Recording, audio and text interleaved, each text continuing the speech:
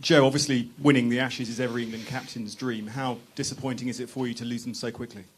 Yeah, it's bitterly disappointing. I think one of the most frustrating things is that we haven't been blown away. We've put up some really good performances just for not long enough.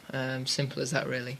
In all three games, there have been periods where we've matched and outplayed Australia, and we've just those key moments within the game.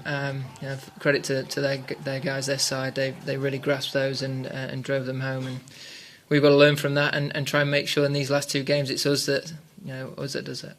Just talk us through this morning. You were having quite lengthy conversations, obviously, with the umpires, just what you were thinking and whether you were happy when play did eventually get underway with the pitch. I think, looking back on it now, the pitch didn't really, from those spots, didn't really misbehave or become dangerous. So I think credit has to go to the umpires for making the right call on the start of the game. I think they gave it opportunity to dry out, and certainly when we got to the ground it wasn't fit to start.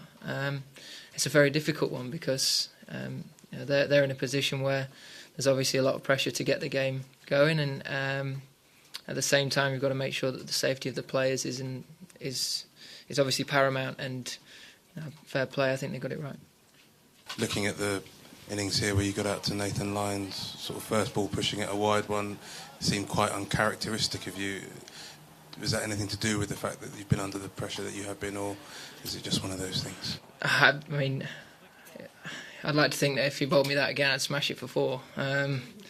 It's been that sort of series, and first innings getting caught down the leg side is obviously quite disappointing. Things just haven't quite felt like they've ran for me out in the middle. Feel pretty good in the way I've prepared and in practice, and sometimes you've just got to keep battling through those tough periods. It wasn't obviously a great shot to get out to, but again, for it to loop up as it did is quite frustrating. But that's how cricket goes sometimes. You've got to take it on the chin. You've got to be quite realistic about it. Understand that there are times when things are fully in your favour, and really cash in when those periods come along. So hopefully that starts next week and you can make a massive score at Melbourne.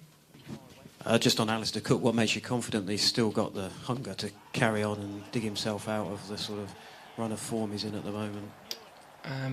I think the fact that he's done it so many times before, the fact that he's a very stubborn guy that likes proving people wrong, could come into it. But as he alluded to before this game, the amount of extra work and hard yards he's putting in behind the scenes tells me that he's desperate to keep going.